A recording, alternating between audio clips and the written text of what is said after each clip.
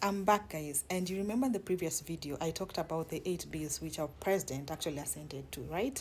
Yeah, and we were all wondering how did these bills pass the parliament, right?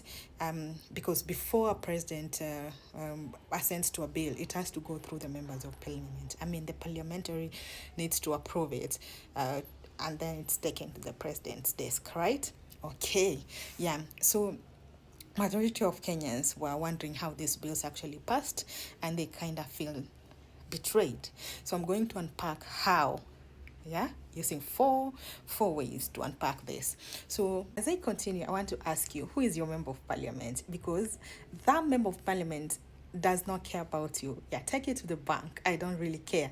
That member of parliament does not really care about you. The only thing they care is about the political party, the political influence, and how they're going to remain in power. That's it. Yes, and how they are going to benefit. Because tell me why. How did the privatization bill pass the parliament? I mean, how did they sell the oversight role to the executive? Because in the privatization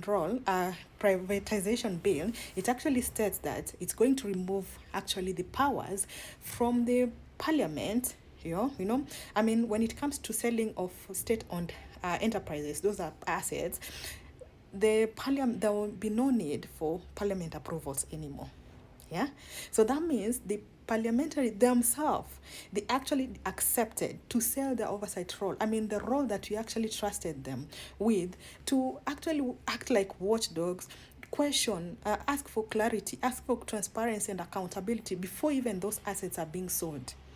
Now they've decided to sell it to the executive. I mean, how did this kind of a bill pass, right? Yeah.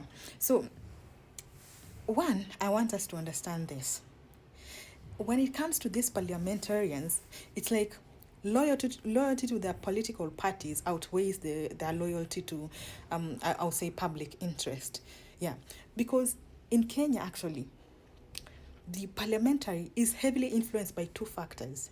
Yes, two factors, and I want you to be keen on this. The first is actually on party politics, and the second is executive control. Yes, two: party politics and executive control.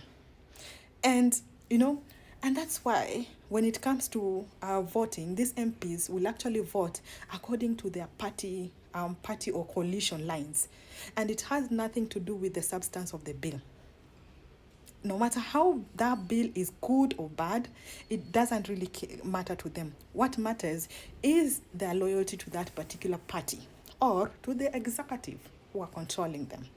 And that's why you see, when a bill comes directly from the executive, it tends to pass because the majority in that room, most of the time, are on the executive side.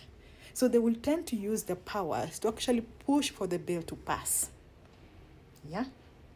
And that's why when this regime was coming into place, they actually ensured that they actually have majority in the parliament. Yeah, because bills are passed in the parliament, and when they're passing the bills, I said it's not about substance of the bill.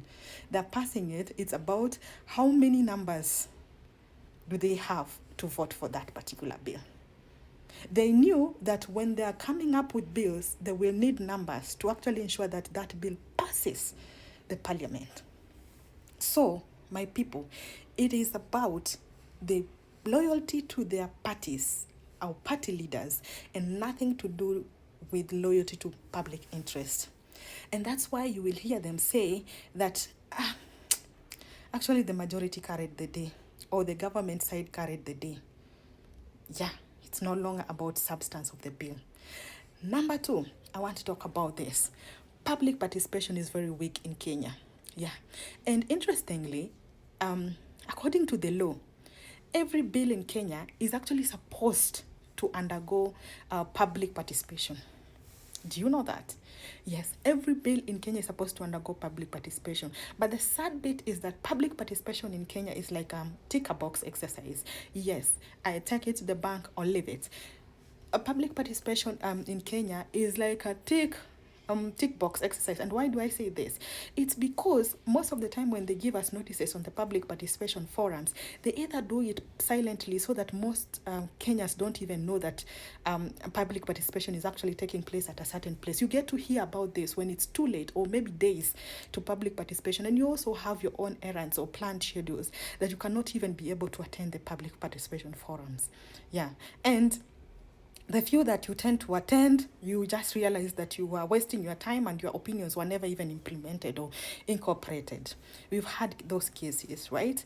Yeah. So they will tend to have these consultation forums, maybe in Nairobi. They gather some gatherings in Nairobi and do some consultation, take photos and videos for transparency and accountability, and tell people that we actually did consultations. And when they feel like the pressure from their citizens is so high, they tend to give us like a link or an email where you can actually be able to do what? To send your opinions, right? Yeah.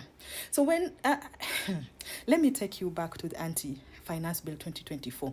They gave us an email, and most of us, like citizens and civil society organizations, we send our opinions, right?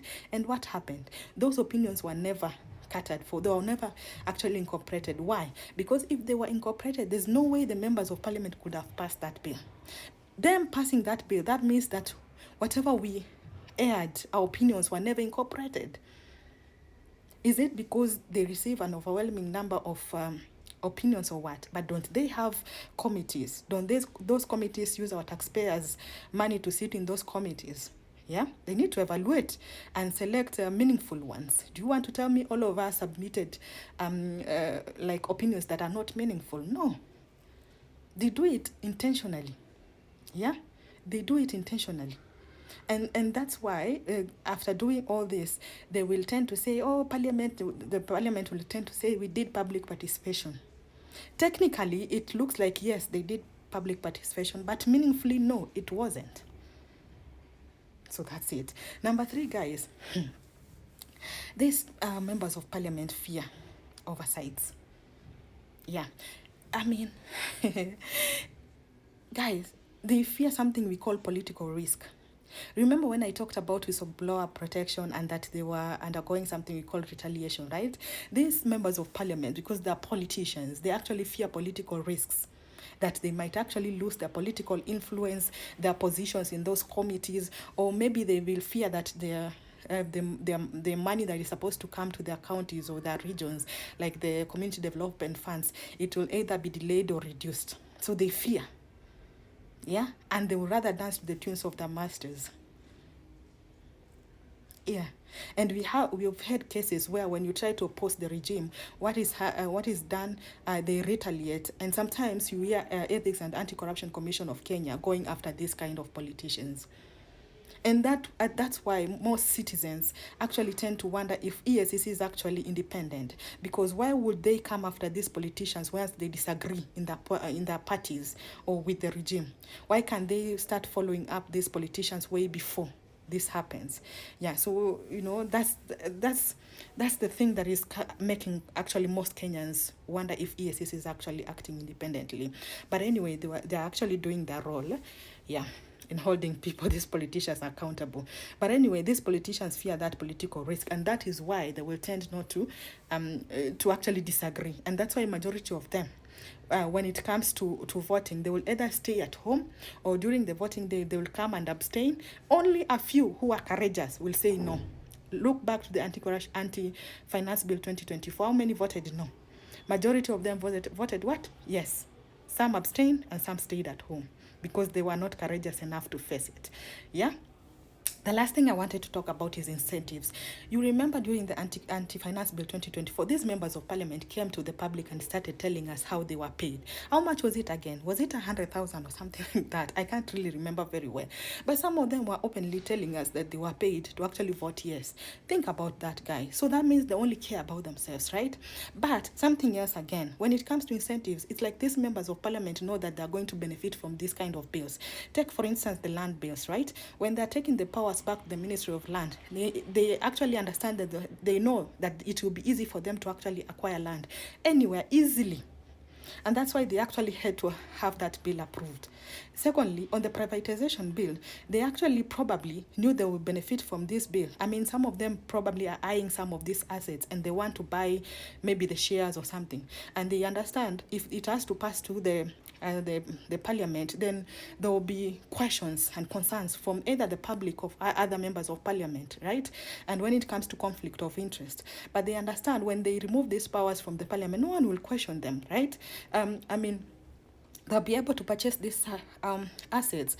I mean, those who are politically connected to these committees or the executive, they'll be able to purchase. And the sad bit is that they might purchase at lower prices, right? Yeah, I don't have problems with them purchasing, but they might purchase at lower prices, and these things will actually benefit a few. Go and check Nigeria and Zambia, what has happened when it came to privatization of assets. Yeah, so just go and check what really happened. It's not really good, and if that's the path where we are going to go by, then I fear for us as Kenyans. So guys, that is it from my end. Bye.